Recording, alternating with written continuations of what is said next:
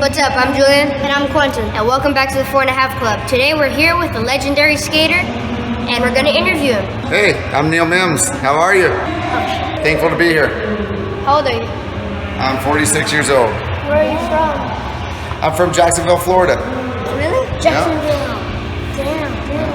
How long have you lived there? Born and raised in Jacksonville, Florida. I moved out here to Southern California, to San Diego to be exact, about 24 years ago. 24 years. Yeah. So I bet you remember that like it was yesterday. Of course, man. Yeah, skateboarding has been really good to me. It's taken me all over, and very grateful for that. That's cool. Yeah. So when did you start skating? I started skating when I was about 6, 7 years old, and I was a little intimidated at first, and I just kind of messed around with it, and then I kind of was watching the older guys, and then I got really into it around 9, 10, and just started really learning a lot of things and progressing pretty quickly. So Really? Wow. yeah. That's crazy. What's your Go ahead. What's your favorite trick? My favorite trick now or then? Now. What trick feels good to me still, even after all these years, and I really love it, is a good 360 flip, which you guys now call a tray flip. So I like a good tray flip. Oh damn, they never called it trick flip back then? No, it's called a 360 varial kickflip, but that's way too much to say. So 360 varial kickflip, as goofy as that sounds. That's why they trimmed it down. We used to call it a 360 flip, and then it turned into a tray flip because of the number 3, of course. And that's fine. Tray flip's cool. I'm liking the tray flip. I'm glad I can still do them after all these years. I learned them when I was about 13, 14 years old, 1990, and I've been doing them ever since. So it's a feel-good trick for me again. Yeah, I just got them better. Like I can actually catch them now. Yeah. So I was like happy. I can do it better on flat. I saw you do a couple really good ones on the 10 stair yesterday and the day before. So give yourself a little more credit, but that's all right. I like the humility you got. It's good. What's your favorite trick then? Same thing? Like back then.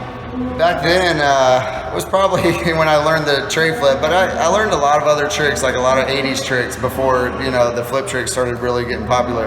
And launch ramps were a big deal back then in the 80s, and people that are from that era kind of know. And if you've ever studied it, you see a lot Animal of... Chin. Yeah, exactly. H Street, a lot of those old movies. I grew up watching all those videos, and those guys were all my heroes. So anything that they did in the videos, we tried to emulate and repeat back here in Florida. And yeah, launch ramps were the thing. So I love doing like 360s, judos, saran wraps off the launch ramp, and just all kinds of fun early grab stuff. Yeah. Air walks. Yeah. Okay. What's your least favorite trick? Man. Then? Yeah. I know, I'm trying to separate the generations here. Then my least favorite was probably, even though they're fun, it's still like a pressure flip is just really goofy, but they were really popular and I learned them and they were fun for a long time. And they're still fun to do, but it's still just kind of like a goofy trick, but Some people can make it look good, like they catch it. Yeah, exactly. But I don't. It's still a pressure flip. Yeah. What is your least favorite trick now?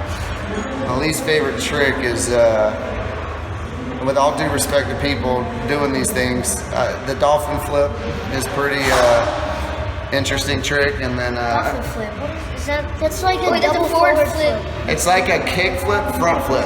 So you do like a a kick varial flip, and flip. it's like Except a it weird goes like varial that. flip, exactly. And I've learned the trick just because when it came out, I was like, oh, I want to do that, and then I figured it out pretty quickly, and then I was like, it's just kind of goofy to me. Okay, so basically a dolphin flip is like a kick flip, front flip impossible without the wrap. No, it's like a varial It's flip. a varial flip. Except it double flips and it goes forward. It's like It's kind of like a double forward flip, or forward flip, a forward flip double. How about, Fusion. it's a kick flip. I like what you said. It's a varial flip, but your board does the front flip style varial flip. Oh, So instead of it varial flipping and turning sideways, it varial flips and turns front Okay. like a front flip. So out of all the video parts you've watched, which one stuck out to you the most? I've watched a lot over the years. It's a lot of skating, a lot of videos. I still go back to my favorite video part. Yeah. Like which one stuck out to you the most? Like which one was your favorite? Like you could watch it. Jeremy Ray, Secondhand Smoke. Plan B, secondhand smoking. I was just talking about this yesterday. Jeremy Ray, still groundbreaking, most powerful, graceful skateboarder, skate part in history, I think. I mean, I have a lot of favorites out there, but Jeremy Ray, secondhand smoke video part stands out to me most. The song choice, the way Jeremy skated, and still is relevant. A lot of stuff he did in there would still be relevant today, and that was back in 94-ish, I think it was. It came out in 95. I haven't watched that video yet. Like, I kind of want to watch it. Oh, that's good. You should go. Is that the one that he always The whole video is great, but did he ollie over the gap? The thing he got crashed or something? yeah, I don't think the water gap was in that one. That was That was afterwards. later. Yeah, later. But yeah, go check out the Secondhand Smoke, Jeremy Ray's video part. You'll love it. Hubba Hideouts in there. He Really? does all kinds of stuff on Hubba So he Hideout. basically demolished every spot. Yes, and still there's a few spots that you'll recognize, from people skating today maybe, but yeah, he killed it. Damn. And Jeremy's an awesome guy. I'm sure you guys have met him. And Jeremy's super nice. Oh yeah, he's super nice. Yeah, he's cool. His brother Jonas was awesome as well, man. We love Jonas. I got to travel with Jonas quite a bit as well. But yeah, Jeremy Ray, man, best video part in history, I think. So what was your first sponsor? My first sponsor was a local shop sponsor in Florida, and it was Aloha Surf Shop. And then shortly after I rode for them, my first sponsor, I'm friends with them today, is Sunrise Surf Shop, local surf skate shop back home in Jacksonville. And then and I started progressing, and then my first board sponsor was the company called Airborne, and they were a part of Zorlak Skateboards. Zorlak? Yeah, you remember Zorlak? Yeah. That was like the biggest brand back then. Yeah. So Zorlak was huge at the time, and they would send me boards. And they had a break-off company called Airborne.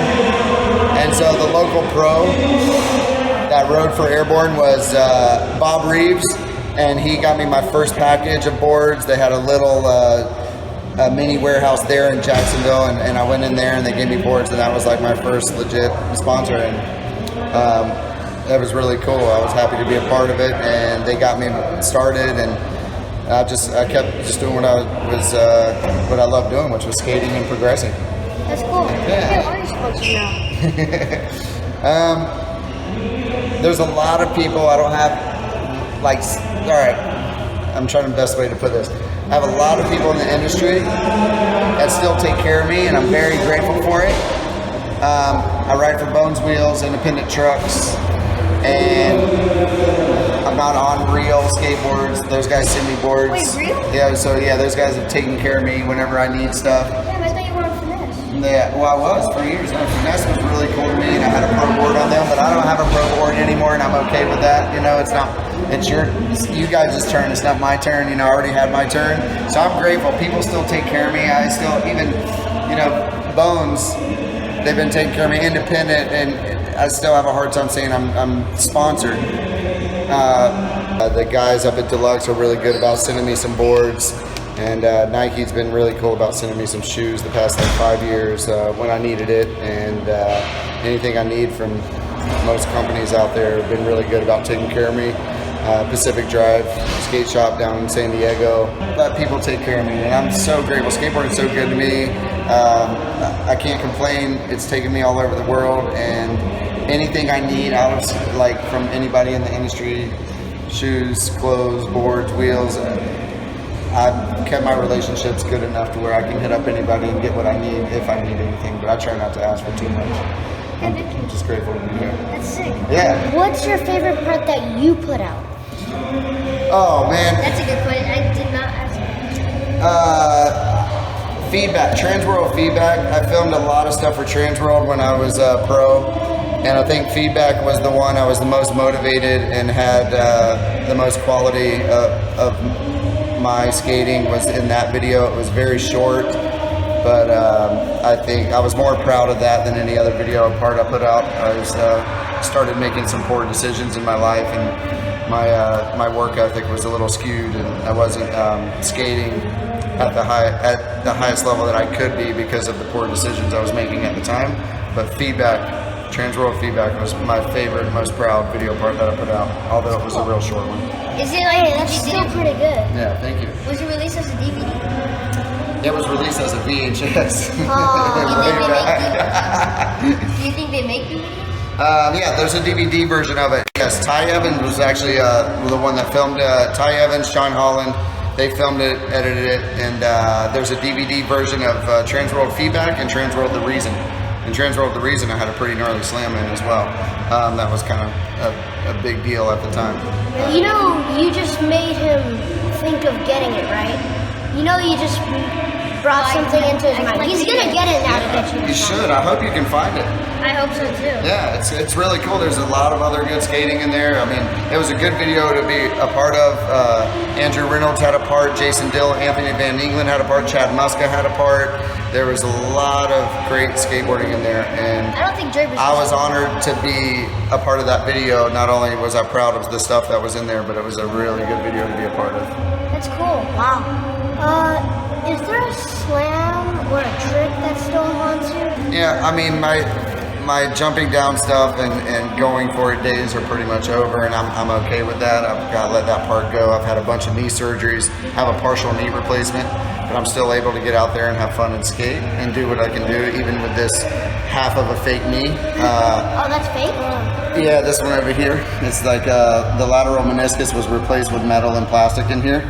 So once that thing wears out, I have to get a full knee replacement. So I got to be careful on the impact of things, but I'm still active, still can skate. But there's nothing really, I don't have any regrets from my skate career where I look back and think of like, oh, shoulda, coulda, woulda. Like I said, I was making some poor decisions, and that was the only thing that really affected where the longevity of my career, and cut it short pretty quickly. But the slam that stands out is in that video, The Reason, and smashed my face, and people still bring it up to me today. It was pretty well known slam. I tried to 50-50 a rail in Denver, Colorado, and my board didn't come with me, and I stuck on the rail and fell to my face. So that's basically the worst slam. Well, for me, yes, it was, and it was one of the top 10 worst slams back then. But now, skateboarding has been so elevated that there's been some way gnarlier slams. No, I'm saying for you. Like, for me, yes, the worst slam. That was probably up there, one of the worst slams I went through. I had half a muscle amputated on my leg when I was younger. Had all kinds of crazy injuries since then, broken both wrists and multiple concussions, but it's part of it. You get back up, get back on the horse and keep going. Yeah. Okay, so what was the most painful slam, since you said it wasn't the most painful? Man, blowing out my shoulder was pretty painful, and I still have problems with it. That one was good, but the partial knee replacement that I had done before I got the partial knee replacement, that was some of the worst pain I've ever been in. It was bone on bone. All my cartilage was torn out of there. And So I've had grinding? Yeah, it was just bone. The joint right there was just bone on bone, and it would burn. So I'd feel this burn because of all the friction in there.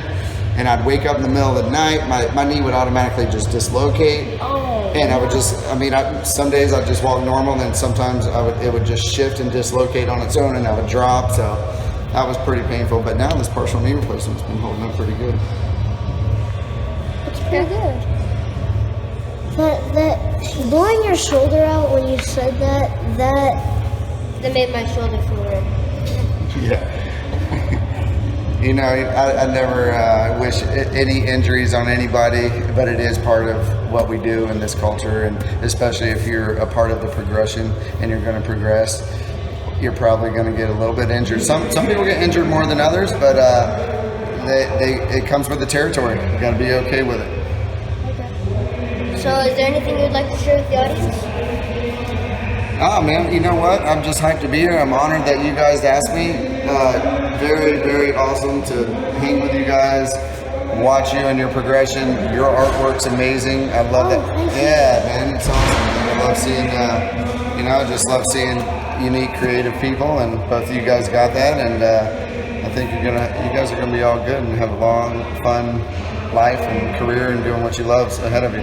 Thank you. So thank you for asking me to be here. I appreciate it. Hey, thank you so much for saying my Thanks, man. Of course, man. It's awesome. I love what you drew yesterday. That was really, really special. It's cool. Thanks. You too, man. You keep ripping, dude. Are you still involved with skateboarding? Yeah, I am, very much so. And I've been able to turn around the bad decisions and make something good out of it. I started a skate program about 10 plus years ago. I was working with the younger generation, and I still work with some of the younger generations. I'm a skateboard coach now, and I was working with Jagger Eaton the past 3 years and helped him get to the Olympics and the bronze medal. So I was a part of that whole journey, and I'm thankful for that. He did all the work. I just kind of helped give him some direction, and it worked out. And so yeah, I coach a couple other skaters, some younger skaters as well. So yeah, that's what I do, and it's been a great life, man. Like I said, skateboarding has been so good to me that if it ended tomorrow, I would be fine with where I made it. And so it's just really awesome. So yeah, I just try and help the younger generation, mentor them, and be a good example for them, along with helping them strategize in competitions, or give some encouragement out on the streets, and that's about it. Oh, what's the name of your skate program?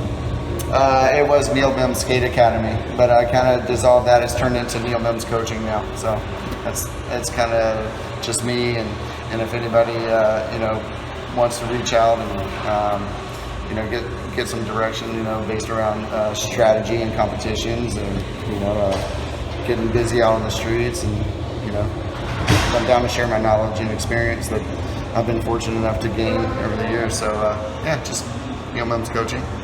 That's sick. Thank you. Hey, no problem. Thank you guys. Yeah, proud of you both, man. Keep it up. I will. All right. That's all for this episode, and see you guys Later. Well, there you go.